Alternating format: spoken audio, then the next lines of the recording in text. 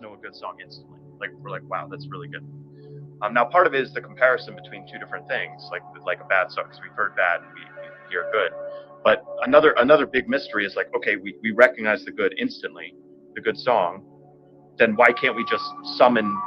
If we know it's good, why can't we just do it if we know it? And it's like the reception of quality compared to the output of quality are two radically different things in our psyches. Like we are quality receptors. We're not necessarily quality producers, but anyway, so I'm fascinated by this. That being said, this idea of that I've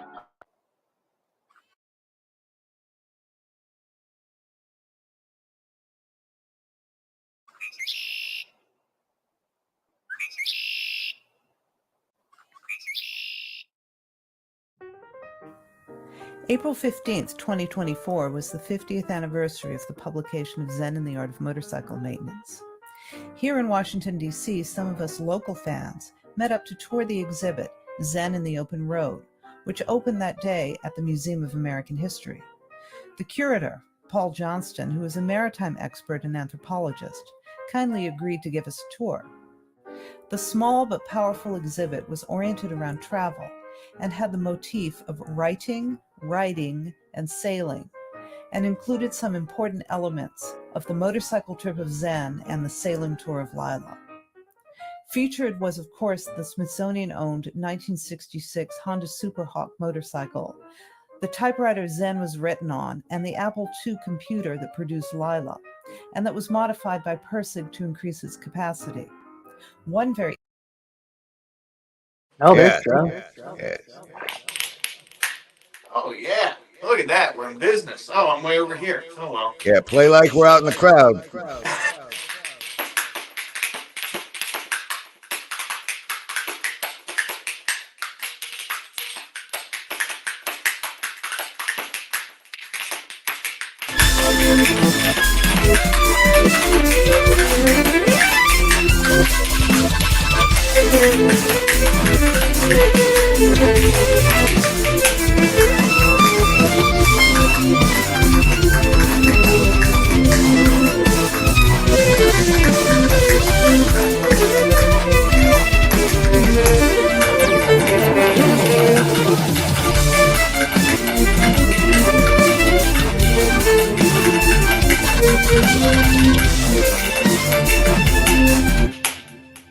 like that. That ceiling fan psyop is wild. Is wild.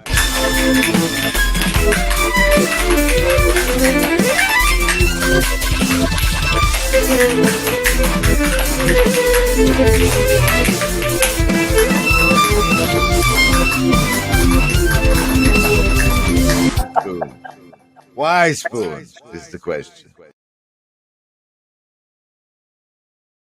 Yes, it's in the description. It's in the description. Welcome, everybody. It's Grimgris stream. I'm Grimgris. How's that work out? This the Huberman hierarchy of possible girlfriends. The Huberman hierarchy of possible girlfriends. Look at that. Look, let me do this here. Let me do this here. Go see it without the words all over her face. See where find it. Now that says shit. There it is. There it is. Look here. Here. Hey, load.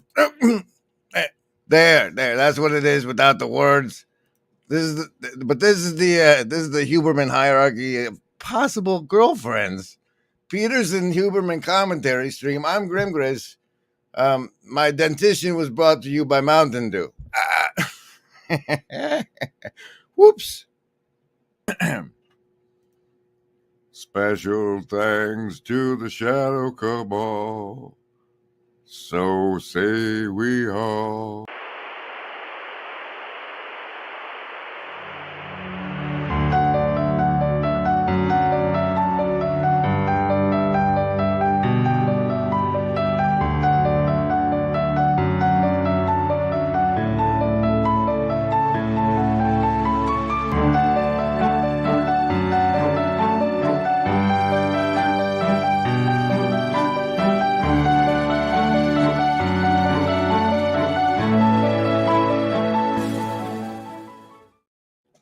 But I'm Grimgris, and as Grimgris, I do a Grimgris stream where I do cards, and I do savings throws versus mind control.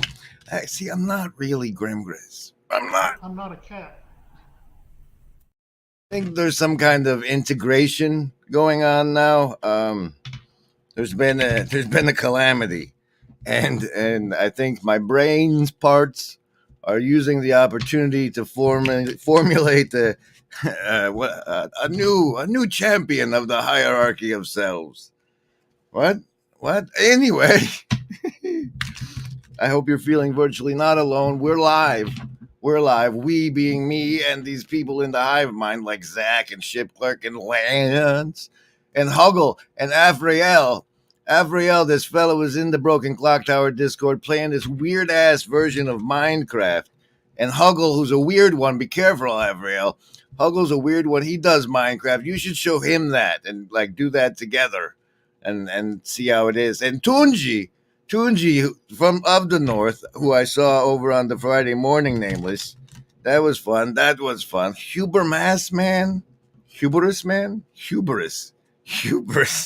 Hubris is a fun one. Way to go, Tom. Way to go, huh? But no, it's the human Uberman. The human Huberman.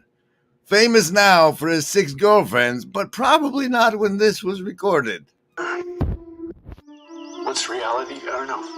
When my bird was looking at my computer monitor, I thought, that bird has no idea what he's looking at. And yet, what does the bird do? Does he panic? No, he can't really panic. He just does the best he can. Is he able to live in a world where he's so ignorant? Well, he doesn't really have a choice. The bird's okay, even though he doesn't understand the world. You're that bird looking at the monitor, and you're thinking to yourself, I can figure this out. Maybe you have some bird ideas. Maybe that's the best you can do. Oh, I forgot. I need a version of that cut off. Okay. West Coast refugee making what appears to me to be the debut hive mind chat with Hubermensch. Well done, West Coast. Card for today's show is apparently the 3 of diamonds. Trinity Diamonds, baby. I just saw, it was Mel. There's this lady named Mel. She's of Mel and Aaron who make up the Truth Stream Media. She did a Matrix commentary on Trinity's love and yada yada. That's why Trinity's in my head. Man, I better give you these saving throws versus mind control. If you're new here, wow. Okay. Every now and then, the dice roll themselves, and I give you folks the option of taking that set instead of taking the set I roll. You have that opportunity now. You're going to be choosing between, like, there's mind control everywhere. Even if you just count the commercial advertising, that's them that's mind control. Buy my stuff. The links are below. It's Merch Monday. Merch Monday, according to who was it? Over on the X, David Gerwitz says Monday is merch day. Look at his fancy shirt and whoever the hell he is. But see, look, you just had some mind control. Go buy merch, buy a shirt. You're going to get savings throws against that. And you get to choose. The only way to get one is to make a choice. If you don't make a choice, you don't get the savings throw. But you make a choice on what you're going to base your savings throw on. And you have a choice of 4 things: your will to survive, your social network, the wisdom you've collected, or the power of your heart. And so you choose one of those 4, and I roll the dice, and that's how it's going to go. If you want, you can take these rolls instead. And those are Nat 1. Look at this. Come here. Triple Nat 1s. Look at that. Survival. Social. Not wisdom, though, baby. They got a 7. But heart also with the Nat 1 on the pre-roll. Indigo 18 on that one. If you don't want those rolls, here's the fresh ones for the show. Survival, social, wisdom, or heart. Choose. Survivalist with a 14. You're going to be fine. Lovers of wisdom. Why are you doing or 10? 10, you're fine too. Socialists. 18 for you. Sorry, I did you out of order there. Hard folks deucing it on that one. It's not a great day for you. Disciples for the Indigo kids that time. Oh boy.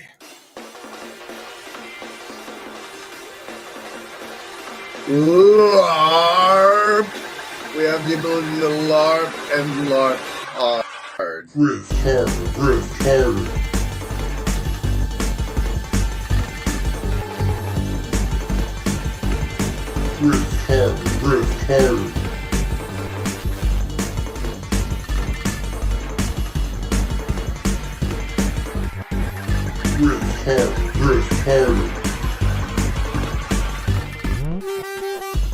LARP. We have the ability to LARP and LARP hard. Griff harder.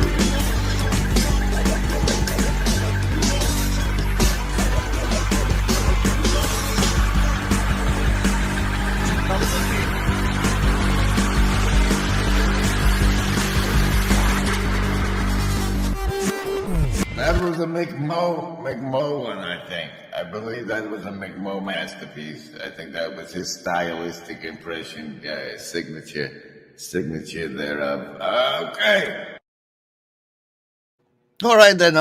Welcome to the Huberman Hierarchy of Possible Girlfriends stream.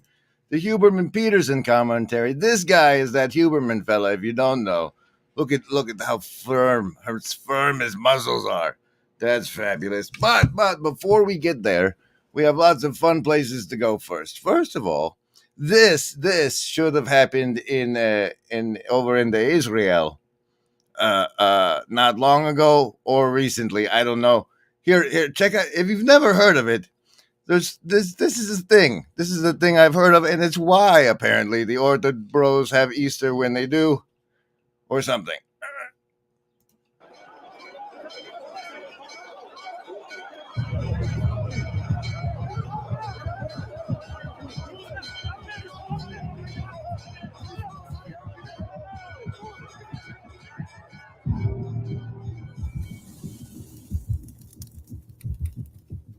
Every year in Jerusalem, on the eve of Orthodox Easter Sunday, Jesus Christ shows up inside the Church of the Holy Sepulchre during the ceremony of Holy Fire. Christ is present, but only the blue incandescent light of his eternal glory is visible. Thousands of Christians from all over the world have traveled to Jerusalem and cram inside the church on Holy Saturday, waiting in anticipation for the light which will turn to fire on a holy oil lamp that is sitting on the rock bed where Christ was laid upon his death. Occasionally, the light of Christ will spontaneously light candles of individual pilgrims in the church, or even candles that are hanging outside the edicule. During the ceremony, the Greek Orthodox... There is no agency.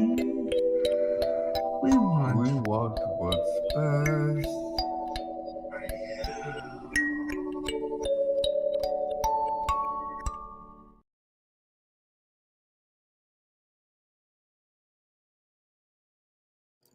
There was a chance for a +4.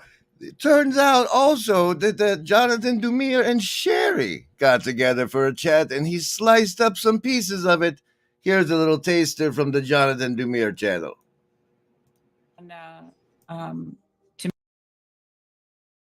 Oh, see how you are? You see how you are? Okay then. Let's poke around. What else do we? Oh, now you gotta, and then yeah. Well, you all know what that means.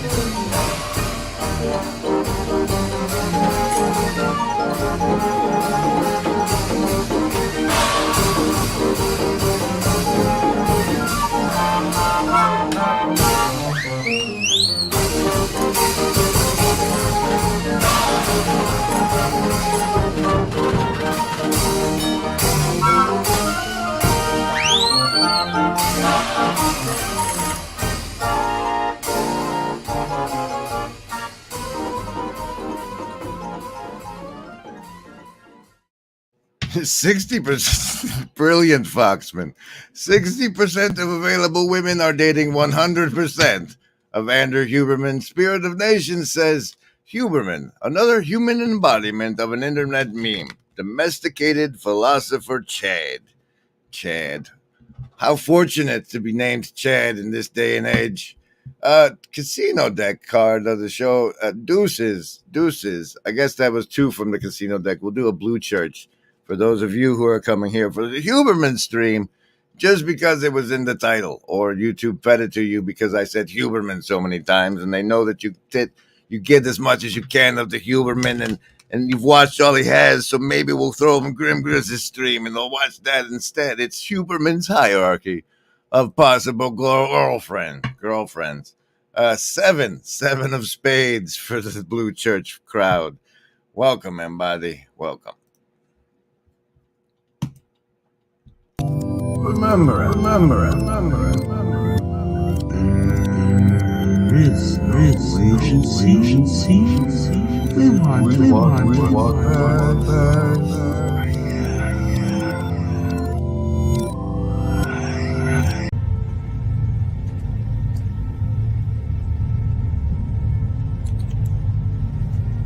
I believe that if everyone sees what just a few people become when they wholly embrace their gifts, others will awaken. That is a great movie film. Today's a special day. You can tell. Let's get into it. What are we doing? Whoa there, Mr. Grifter, man. The first thing you need to do is confess and celebrate that it has occurred. That we have achieved the what? Stop it. We have achieved the unlock, the comparative phrenology stream goal, and now the IC comparative phrenology stream has been unlocked and will be performed. but has yet to be performed. I got to go back through it and cut out all the clips of the Peterson question side of it. And that's going to take me a little bit, but it has been unlocked. Thank you very much, Shadow Cabal of Production Executives, for unlocking it. For the rest of us, you make us feel virtually not alone.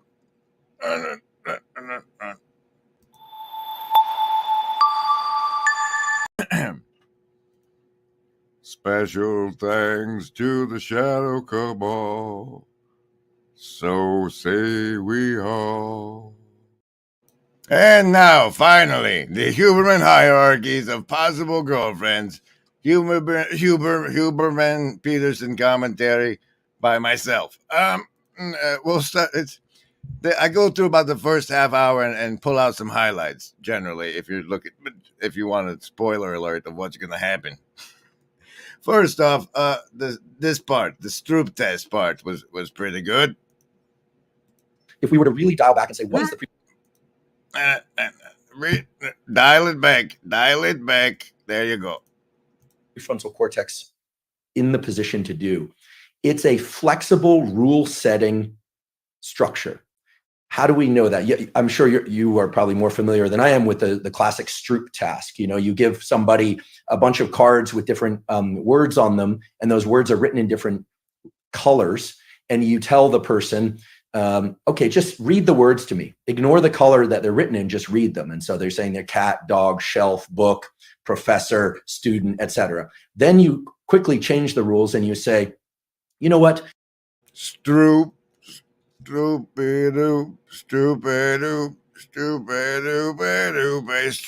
the Stroop test, and I just gave you a mnemonic. Are we gonna go see Miriam? No. But here's some more of. Did you close it? How dare you? You're messing me up, bro.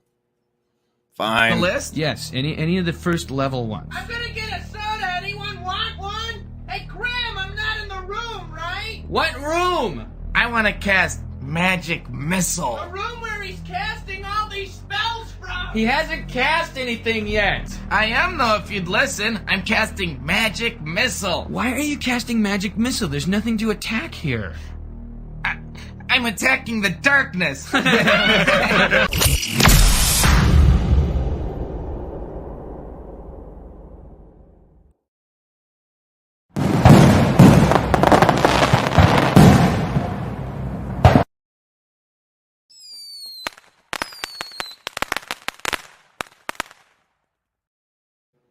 Okay. Yeah. Well, here's what you saw earlier, and I'm showing you again now. What is stuff Rascal put together? Have you found yourself that you don't have enough time to keep up with?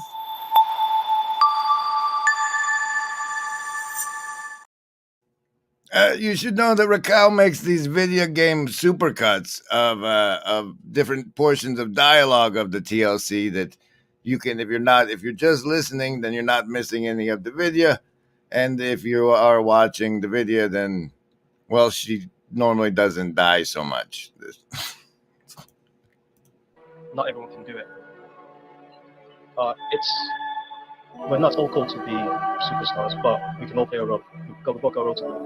And the quality question, I think, comes down to part of it. The reason why there's so much content, as we've heard, is because there's this need that everyone wants to be the singer, the rapper, the actor, the whatever. There's this, which I think does tie back to your identity. There's this need that your identity has to be on the top of the food chain, and there's no recognition that there's quality to being the third best, which was why I was pointing out with the J. Cole thing. I was like, no, that's not for me. That's not my role. I'm not. It doesn't sit right with my spirit. And yes, Chad, there are loads of people, loads of commentators saying, no, that's not right. But he stood on what? He stood on the quality of his heart rather than the quality of what the coaches demanded of him. And I think that plays a role. It's just good stuff. Is everything all right in here? Yes, Nanny. Ducks eat bread. Now what'll that asshole think of next? Is anybody got a dime? I don't know. We all know that there is no agency any living gent can see doing what is right for me. Is lifting up my bro so he can grow some eyes to see that doing what is right for me increases all our agency. And speaking of agency, the farm card deck of the show, farm deck card of the show, 6 of spades, 6 of spades. We're getting Spady over there. Spady over there. You already did the music break.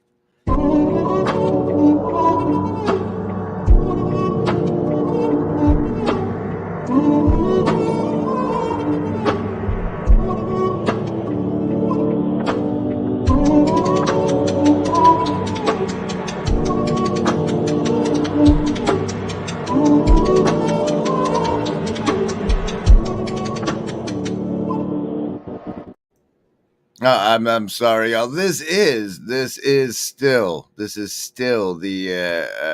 Huberman hierarchies of possible girlfriends stream, but it took that much to watch the stroop out of my head. Here's the next part. 1944.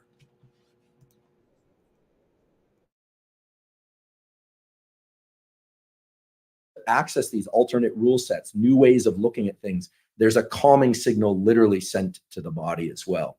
And I find this conversation fascinating because normally we just think about anxiety and exploration and rule setting and rule responses or responses to rules, etc., as a kind of the body sends signals and the brain does all this, what neuroscientists have always talked about as top-down processing, right? Just sort of suppress the hypothalamus, control the limbic system. Right. And that's true to some extent. What's the limbic system? Is that the one that makes us feel the emotions? Is it the emotion translating system? Is that the limbic system? Do we have to go? We have to do homework. But there's also, it's clear there are signals being sent to the body in parallel. And rather than look at the signals, it's more like conducting than suppressing. Exactly. Like conducting, like an orchestrator conducts. Exactly. And there's a very interesting phenomenon that takes place in people that have chronic anxiety, or for people who essentially stop accessing alternate rules and responses to these signals. And what? Have chronic anxiety, or for people who essentially takes place. Orchestrator conducts. Exactly. And there's a very interesting phenomenon that takes place. Phenomenon. That's what. In people that have chronic anxiety, or for people who essentially stop accessing alternate rules and responses to these signals. And this is, I think, what is showing up in chronic anxiety, certainly in certain forms of depression, and when people enter states of rage and dysregulation, is that normally we know based on neuroimaging that the prefrontal cortex is essentially leading the response of this anterior cingulate cortex in the insula. So information is coming up from the body into the insula and then being fed to the prefrontal cortex. But then the prefrontal cortex is actually in a position to lead responses, and it essentially is acting like the coach of. Well, Jeremy Fuss, congratulations, you've scored a bonus +2 on the next live stream saves for activating my dopamine reward system, which is one of these later clips. Of a team, and the team is all these structures like the ACC and the anterior cingulate cortex and the insula, the heart rate and so forth. What happens in individuals who have chronic anxiety or damage to the prefrontal cortex or dysregulation of these. He got it for saying I was right. That's my favorite when people say, you're right, Grizz. Circuitries is that order actually reverses. The insula and ACC start leading and directing the response of the prefrontal cortex. And I think, we see this I'm sure you've seen this clinically in individuals. And while this isn't necessarily a discussion about society at large, I mean, we see this in dysregulated arguments and dysregulated combat, where people is essentially losing themselves, and they default to what appears to be very primitive rule set. And it may or may not be the appropriate one. Yeah. But you and I, of course, have the... This means that the individual's psyche is far from being safely synthesized.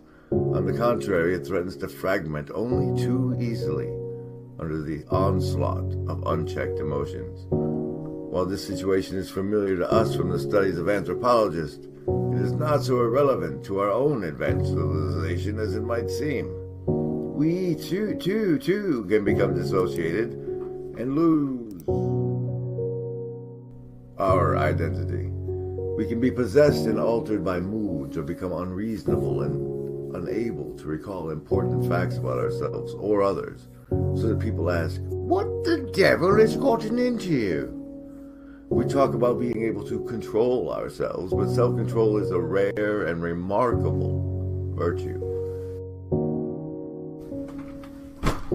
But so the intention is like this will be, I'll cut this part off and leave it as a video. No. As Stephanie Christo says, my dysregulated prefrontal cortex made me do it. It slipped me into beast mode. Beast mode, that's why you had that there. See, now if you think of it in terms of that the thing in your brain is a tree and the prefrontal cortex is where the leaves and the flowering of the tree is. The tree of life, maybe. What happens is the healthy, good energy, the water of life maybe, isn't getting far enough up in the tree to do the fancy top-down stuff. It pulls you back into the primal state, the more basal state, like the trunk of the tree, and that puts you into the beast mode. That's beast mode, baby. What? And now, some more of this. The sprinkler part. Then The prefrontal as a purely, sensory motor response machine, the prefrontal cortex isn't even necessary. In fact, if you get rid of it entirely, people become like machines. If I click over here, somebody has no prefrontal cortex, basically everything becomes a stimulus. A puppy, everything's a stimulus. I used to have a bulldog. When he was a puppy, you had to worry about leaving cords out and everything went into his mouth. By the time he was, a year old, in part because he was a bulldog, you just kind of lay there. Like you could put a toy in front of him and he wasn't into playing and just leave it alone. A baby, everything's a stimulus. Many adults become infant-like in their responses, right? When anxiety is high. In fact, I have a friend who's a psychologist tell me. Now, you can think of anxiety as an entropy of a sort that is taking your cognitive energy and making it entropies, and so it pulls you back down into the basal base. If you agree with this statement or not, that anxiety makes children of us all. I don't know if that's true or not, but certainly has been my experience that when feeling anxious, I don't struggle with chronic anxiety, but I certainly have felt anxiety. Well, it simplifies us. I mean, like there was this one time when I thought my 5 girlfriends were going to find out they weren't the one that I was on the beach with in the story I tell later. And I got pretty anxious about it. All these underlying emotions and motivational states, these primordial instincts, are simplification mechanisms. And so if we're unable to compute a complex and sophisticated pathway forward that takes multiple variables into account simultaneously, we can't just do nothing. We're going to default to a more primordial and direct state. And then you might say the whole panoply of emotions and motivations lies there at the weight for us to grip our behavior if we're paralyzed by inability to choose between multiple options. And so we do, to the degree that we're simplified by an emotion, then we're reduced to something more approximating an infantile state. If you watch and there's this thing called decision fatigue, where if you're up before the judge before lunch, decision fatigue. It's a thing. That's why Einstein always wore the same outfit, whoever that was. 2-year-olds, and 2-year-olds are particularly interesting in this regard, they basically just cycle through innate motivational states. It makes them really interesting to be around because when they're interested in something, they're 100% interested in it. And then when they're angry, they're 100% angry. And if they're anxious, they're 100% anxious. And tired, they just instantly fall into a coma. And they just cycle through these with no overarching centralized integration. And it's partly because they likely don't really manifest any integrating prefrontal cortical capacity until they hit about 3, where they can start to. And now realize that psychologists have figured out that if you traumatize them before the age of 3, you can implant things that they don't know are there.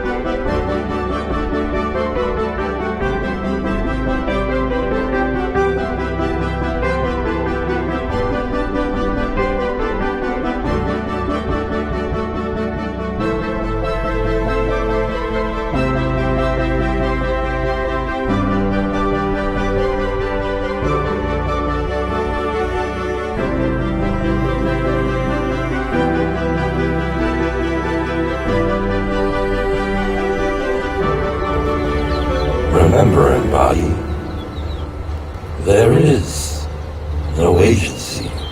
We want what's best for you. And agency deck card of the show is got a lot of decks, man. Oh, Jack of Hearts. Jack of Hearts for the agency crowd. That's nice. That's nice. I'm not a cat. This is the Grim Grizz Huberman Peterson commentary stream. I hope you're having a good time and feeling virtually not alone. I am. Thanks. It's because of you guys. The Huberman Hierarchies of Possible Girlfriend stream. And now. And it's partly because they likely don't really manifest any integrating prefrontal cortical capacity until they hit about 3, where they can start to engage in joint play states with other children, right? And then they can exercise, then they can modulate their underlying emotions in accordance with an abstract representation or goal, sometimes that's jointly shared. That's part of developing sophistication. It's also why the idea that identity is subjectively defined is absolutely preposterous. It's like, it's subjectively defined for 2-year-olds, but it's not subjectively defined for anyone who's sophisticated enough to negotiate with someone else. So tell me.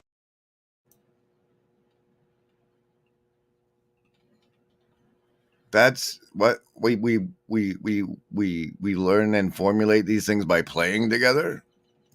Mark Jackson says, so lonely, so lonely, so lonely. I feel so low. I feel so low. I added so in there. You know, I get whatever. Low, low, low, low, low, low, low. So say we all. Yuck, yuck, yuck. Ho, ho, ho.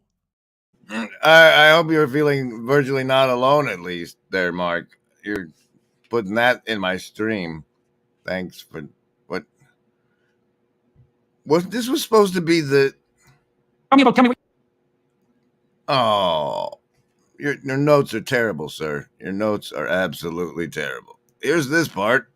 And feeling anxious. I don't struggle with chronic anxiety, but I certainly feel. You did. Where's the? Like have felt it. Where's the sprinkler? Where overtake you? The sprinkler was supposed to be at 23:22. If you don't talk about the sprinkler, I'm gonna get anxious.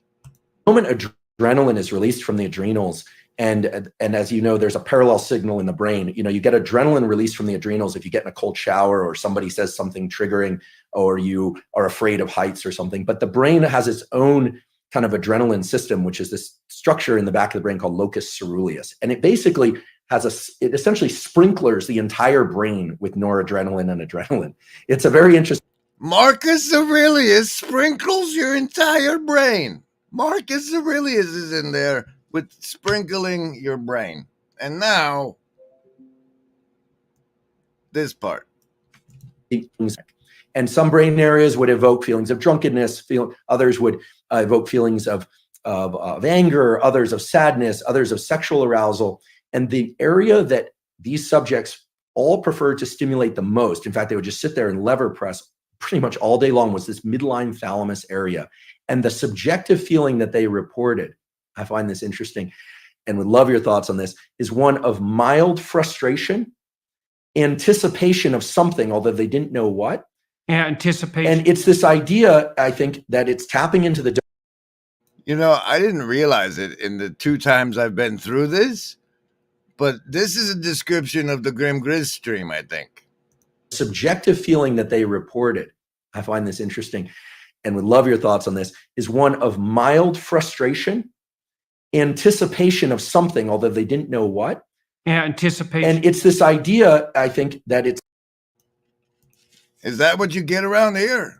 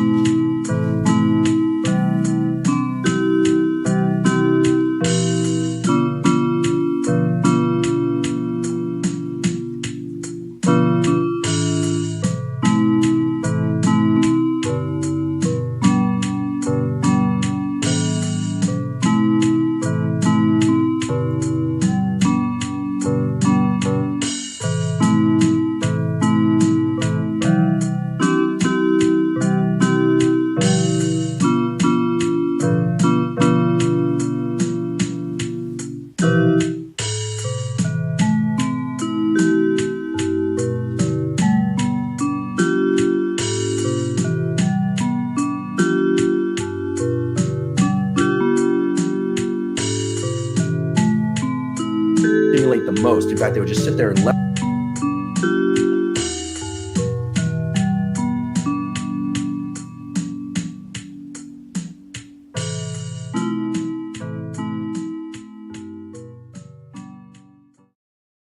And then load transcript, load. Okay, it's supposed to be at 24:33.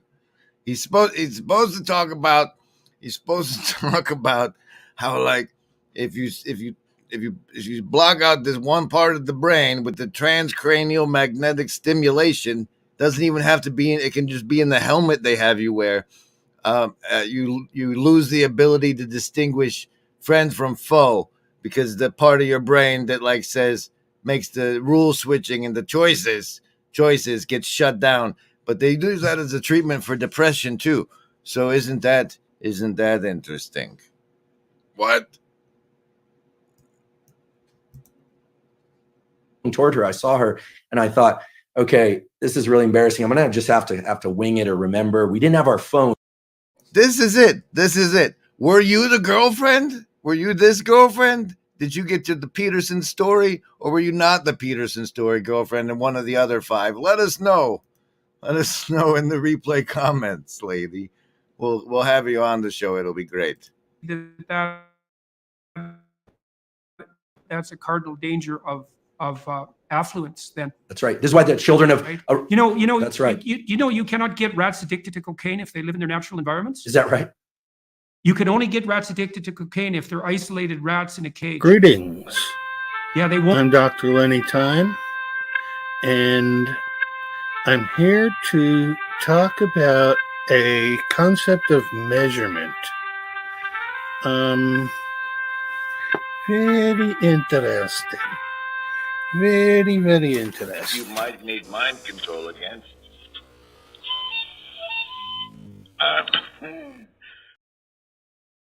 Of anger, others of sadness, others of sexual arousal. And the area that these subjects all preferred to stimulate the most, in fact, they would just sit there and lever press pretty much all day long was this midline thalamus area. And the subjective feeling that they reported, I find. Now through serious meditation, I think we should be able to stimulate our own midline thalamus. Feel it. You can feel it, right? If you meditate enough, maybe. And this interest because it doesn't signify. I think the part where it tells that was passion of hope. That's right. You know, it's dopamine, and here I'm robbing words from others, like my colleague Anna Lemke, who, you know, it's not about having, it's about wanting. It's not about pleasure as much as it is about craving and motivation and drive. And something critical about the— And Panksepp called it seeking. Yeah, brilliant. I never met Panksepp. Did you? You met Yak? I met him online. We were in a neurological chat room, so to speak, for a neuropsychological chat room for about 5 years, and I had a chance to interact with him a fair bit in that. So that was really good. Envious. He's done beautiful work, and thank you for calling people's attention to his work. I know you've done that many times, and such key work. The dopamine system is in touch with the autonomic system, sure, because it has to register success versus failure of some pursuit. The prefrontal cortex is actually part of the dopamine reward system. People— they give you the big long wordy way of saying it, but here's what happens. It feels really good to seek, and then when you finally get it, any reward, whenever you get a reward, everything that happened before the reward gets myelinated. Those ones that worked and ended up in a reward, those get recorded as ones that worked and ended up getting a reward. And that can go horribly wrong if, like, cigarettes and stuff. Well, too much joints far lower than they would feel, much more sad than they would feel than had you not told them you were going to get ice cream, which speaks exactly to what you were saying, that it's an anticipation signal. So dopamine's going up, we're going to get ice cream, and then no. So it drops below baseline. They would have been better off being not told they were going to the ice cream store. Just drive right by it. The danger of hope. The danger of hope. If you anticipate that it's going to be open, and again, this could translate to any scenario, and it's open, there's a dopaminergic signal upon receiving the reward, but it then drops a little bit. This is the basis of addiction, actually, drops a little bit below baseline transiently. So we always think of the ice cream is the reward. Well, actually, the reward was right before you had that first lick of ice cream, because you know you're going to get it. This is also true of sexual behavior. It's true of people who sell a company, or they're anticipating something exciting. Because you know you're going to get it. How many of the 6 did he tell that to? This has been the Huberman Possible Girlfriend stream. There's this bit where Jordan Peterson goes into the cascade of the hierarchy of selves. And that's actually the part I want to cover. So why don't you go find it, jackhole? And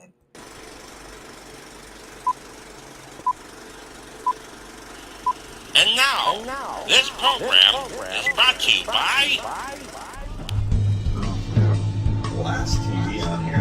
Why would we need a TV? A darn TV. Why on earth would you put a TV in here? A darn TV. Why on earth would you put a TV in here? Why would we need a TV? A darn TV. A darn TV. A darn TV. Why on earth would you put a TV in here?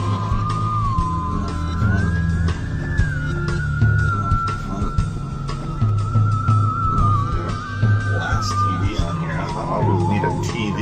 Why on earth a darn TV? Why on earth would you put a TV in here? Well, this is not like I should be able to do this, you know. Get your I blew it. Yeah, I blew it. So I went back to the car, long walk, looking everywhere. It was not a windy day, but I thought, gosh, where's this piece of paper? Looking around, didn't find it. Went all the way back to the car. Wasn't the car? Came all the way back, and I was walking toward her. I saw her, and I thought, okay, this is really embarrassing. I'm gonna just have to wing it or remember. We didn't have our phones intentionally either, so we couldn't look it up. And then, because my other girlfriends would have called and it would have been really awkward. And I had this lady's name written on that piece of paper and I couldn't remember it. It was. I saw the piece of paper on the beach and it was partially buried in the sand. I picked it up and I was elated.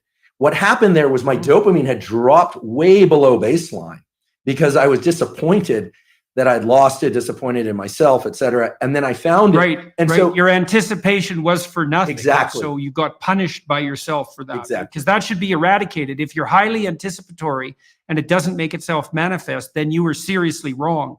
So you're going to take a emotional hit. You're going to take an emotional hit. You mean it's the same way that like the neurons that get myelinated? All these neurons from what you've just been doing find out that they're not going to get myelinated and fade off into nothingness like chaff. Hit as a consequence of that. I think that's also associated, that emotional hit, that pain that you feel, I think that's actually associated with the beginning stages of the death of the systems that mediated that initial response. Because you should eradicate systems that make you anticipate that don't work, right? And that means those systems, which are already instantiated and alive in some sense, have to decay and die. And it strikes me as highly probable that you're going to pay a price in something approximating pain for the death of those malfunctioning systems. It's also because why wouldn't they? And speaking of the death of malfunctioning systems, you guys remember when they go into, like, back in the old days, like in the lecture series days, the ones that weren't recorded for us, they were just recorded, right? How he talks, like, you find out that, like, over time you build a model of someone, that a map territory model of the person and the interaction and stuff, and then how all of when you find out all it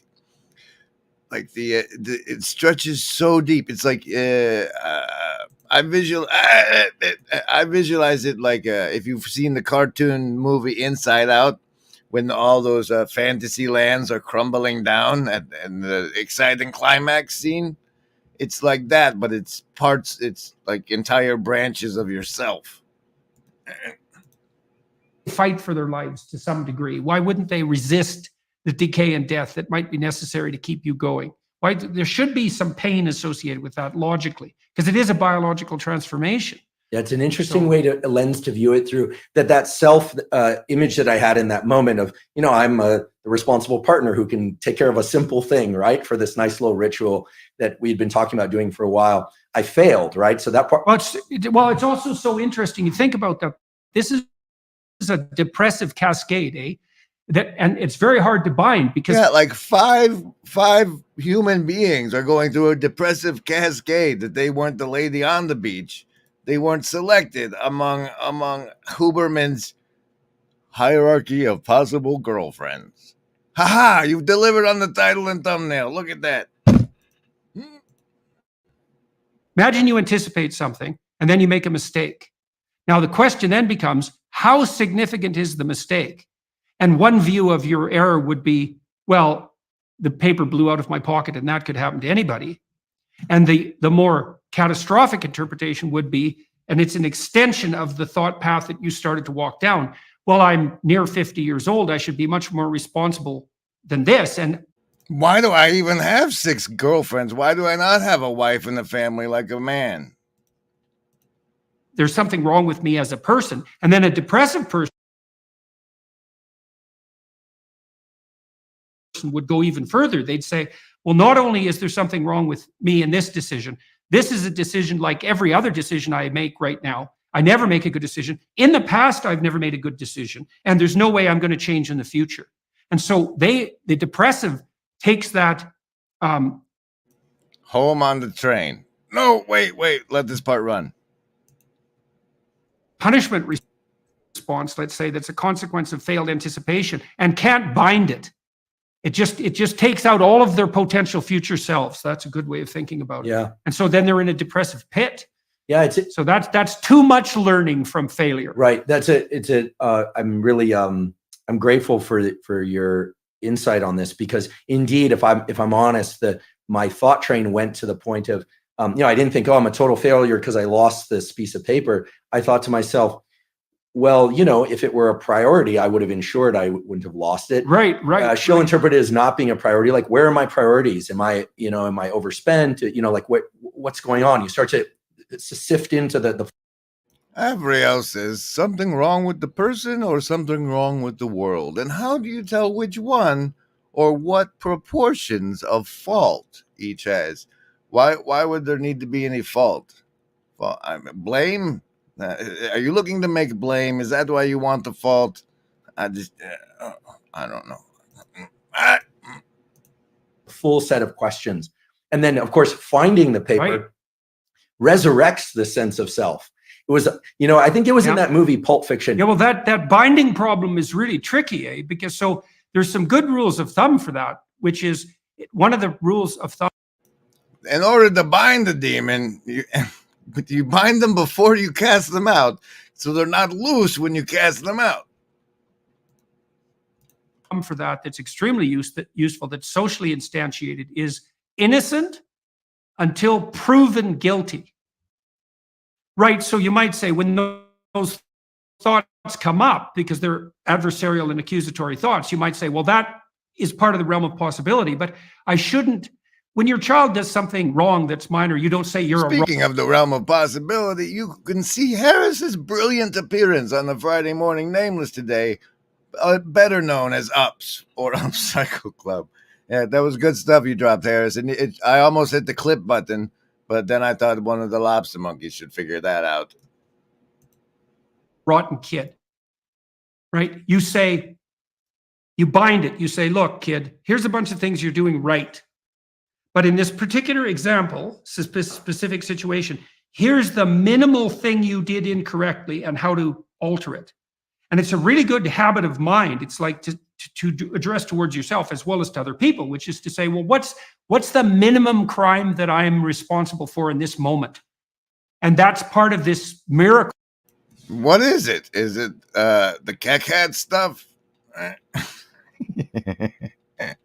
Okay, then. Is everything all right in here? Yes, Daddy. No, but... In all our searching, the only thing we've found that makes the emptiness bearable is each other. We all know that there is no agency any living gent can see. Doing what is right for me is lifting up my bro so he can grow some eyes to see that doing what is right for me increases all our agency. All right, you got one more shot, then I'm taking the train. Doesn't require it's like if your roof leaks, you don't have to dig a new foundation. You can just fix a few shingles. And you might think, well, the rain's coming through, so you have to tear down the whole house. It's like, well, no, you have to. And you might panic and run around because the water's coming in, but it's still a bad idea to dig up the foundations every time something trivial maintenance problem needs to emerge. And so one of the things that's very useful to learn is like, well, is this only a trivial maintenance problem? And one of the advantages to that too is that if it's not the collapse of